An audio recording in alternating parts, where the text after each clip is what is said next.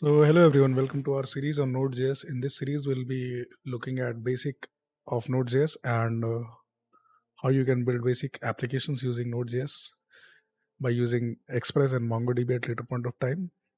So let's begin the very first video. In this video, we'll be talking about how you can install Node.js and set a basic project environment. To install Node.js, you just open up your browser and go for Node.js download in search. I just downloaded it from first link, and you can choose according to your operating system, Windows, Mac, or Linux that you are using. I'll be downloading the Windows version because I'm on Windows. You can choose according to yours.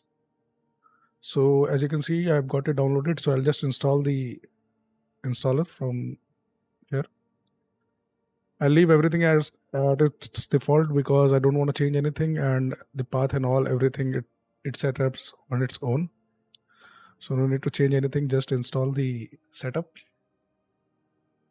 I think it's gonna take a little while. Let's wait for it. Okay, as you can see, the installation is finished. I'll click on finish and close it. The next thing you need is a text editor like VS Code or Atom or Notepad++, anything of your choice you can use. I'll be using VS Code for this video, so you can download it by just searching for VS Code download, and you can download it according to your operating system. I'm not gonna download it because I already have it installed on my system. So let's close these. So now as we have both the things installed, the code editor and the Node.js installed on our system, so we'll just create a new project. So to create a new project, you just have to create a new folder. I'll be creating on desktop, and let's name it as Node PROJ project, something like that. I think it's fair enough. Let's open up the directory, and you have to open command prompt in particular in this directory or terminal. To do that, you have two ways. Either you go to the address one, write cmd and hit enter. You get a command prompt open up in the same directory that you are in, or either by holding shift and doing a right click in the directory, and you can see the option available called open in terminal. It will open a PowerShell for you in that directory. It's PowerShell or normal command prompt, doesn't matter. Both the things can be used for the Node application.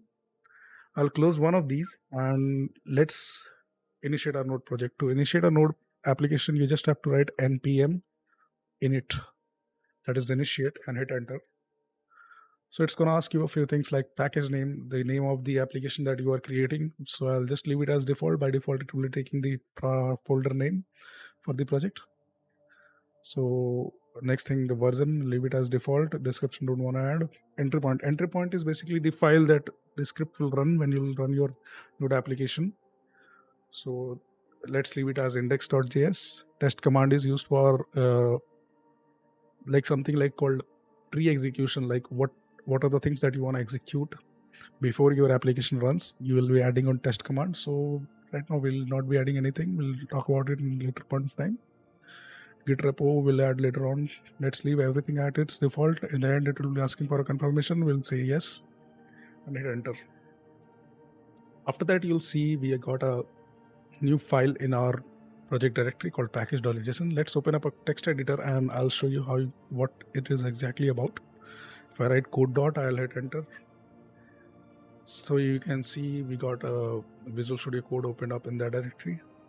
So here in package.json, we have same things that we entered while creating our project. So you can see the name of the application like package name, and main is the entry point that we added, index.js, and you can see the remaining things. So let's create a new file called index.js to build something. So if you're familiar with JavaScript, Node.js is totally based upon JavaScript itself. So whatever the lines we used in JavaScript, we can use the same in Node.js also. But the difference is that Node.js is used as server-side programming and JavaScript is used for the client-side part of the application. So for suppose we want to print something on terminal, we can use the same command as JavaScript called console.log, and we'll write hello world. Hello world. And if we run this, we'll get something on terminal. So to run a Node.js project, you just write node dot or node index.js. You can see both the outputs are same as they are running index.js.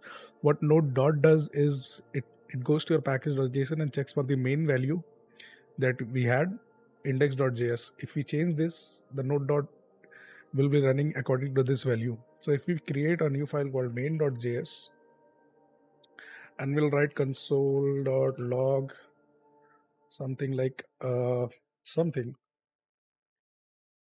right? So if we run node index.js, it will be running the index.js. If we write node dot, it will be running index.js only. So if we want to run main on node dot, so we'll just go to the package.json and rename this one to main. So now if we run node dot, so you can see we got output called something. So it's running the main.js right now. So you can change accordingly what you want to run over node dot, that is to run a node application. So these are the basics of a Node.js setup and installation. In the next video, we'll be talking about how you can use Express.js, and we will be building a basic web application using Express. And in the later video, we'll also be discussing about MongoDB, how you can use MongoDB as a database server to create a basic create, read, write, delete operations in MongoDB using Node.js and Express.js web application. So that's it for this video. Hope you guys like it. Please don't forget to hit that subscribe button and like the video. Hope you guys see you in the next video.